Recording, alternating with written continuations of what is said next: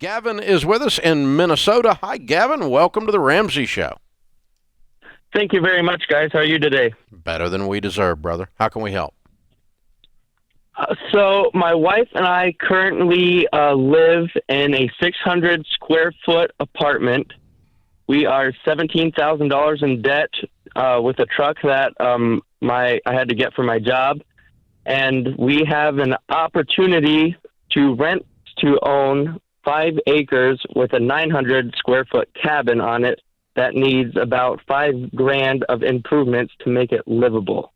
And I'm not entirely sure what course of action to take while I'm trying to do the baby steps in this situation. You don't have the money. Correct. Well, we have $5,000 saved up in addition to our emergency fund of $1,000 without, and that's not including retirement. But that saving is in mutual funds, and we're not entirely sure if we should just be patient, wait for another opportunity in the next few years and allow that savings to keep growing, or because we're on baby step 2, cancel all of that extra investing into mutual funds and then take out that money to make the improvements and then do $500 a month on a rent to own rather than renting a property that we're only temporarily living in. Gavin, how old are you guys? I am 20 and my wife is 21. Okay. Well, let's walk through a couple of things here. One is I want to go back and revisit the statement, your work requires you to go into debt to buy them a truck. I'm so confused. That is correct. I'm so confused. So, what's your household income? My wife works part-time and she brings in about $600 a month, and then I bring in about $2,400 a month. Why does she work part-time? Well, she applied for a full-time position, but she's only getting part-time hours right now. And she is pregnant, so she doesn't want to start a full-time position right before going on maternity leave. That matters. Okay, that's good information. All right, now, and you make $30,000 a year, and you have a $17,000 truck. Correct. Yeah. Okay. Well, it was $24,000, but then we've been attacking it, so now it's down to 17. But it's insanity. So why do they require you to buy a truck? Why don't they furnish you a truck? That is a great question. I put on 5,000 miles a month, supervising 13 different hog barns, and they require me to have a decent vehicle. They do pay me mileage, so they do pay for the insurance. With that pension, they pay for the insurance and the minimum payment. However, all that debt is still in my name, not theirs. Okay. You don't get paid enough for them to do this to you and you to accept it. Your deal sucks.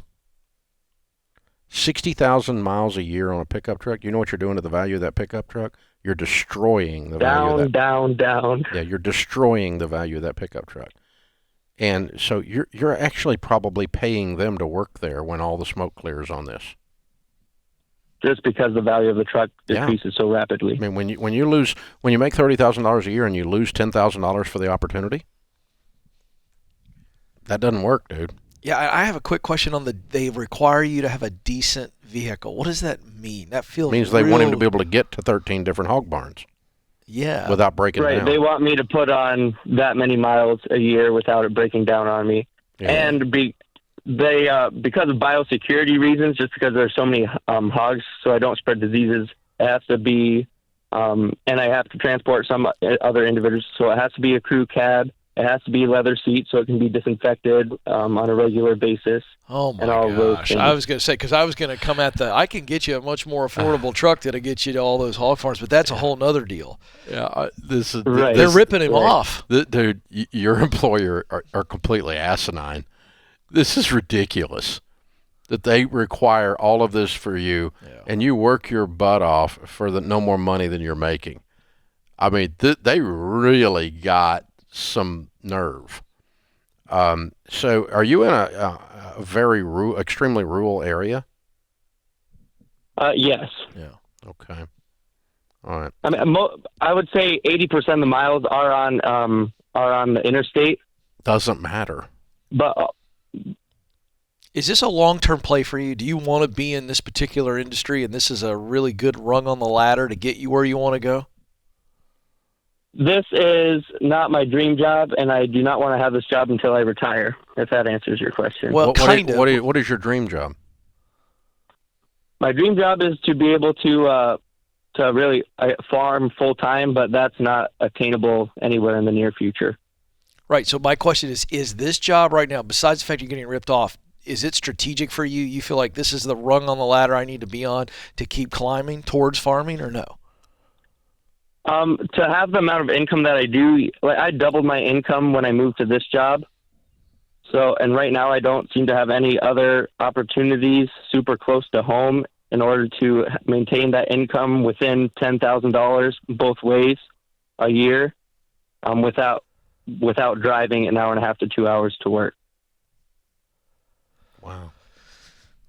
How open to moving outside of this area are you and your wife?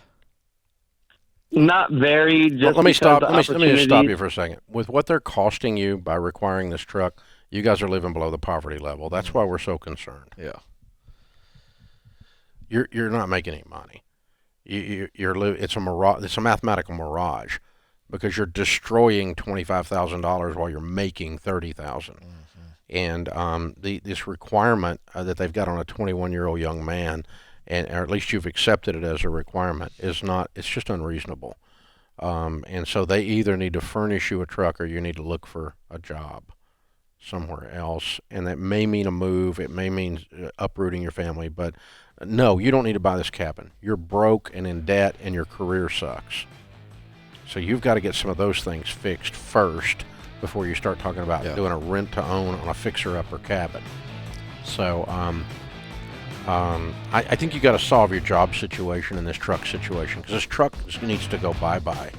And if that means the job goes bye-bye, you need to have something lined up. Hold on, I'm going to have Ken send you a copy of, have the team send you a copy of Ken's book, Paycheck to Purpose, because you called about the cabin, but the cabin's not your issue. No, you don't buy the cabin.